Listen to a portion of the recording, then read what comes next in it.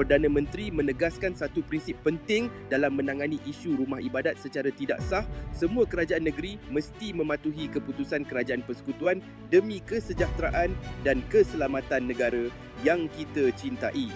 Datuk Seri Anwar Ibrahim berkata, keputusan mengenai rumah ibadat bukan dibuat secara tergesa-gesa, tetapi selepas lebih 2 tahun kajian dan dialog dengan pelbagai pihak agar adil, menghormati perlembagaan dan tidak menjejaskan perpaduan kaum serta agama dalam Malaysia.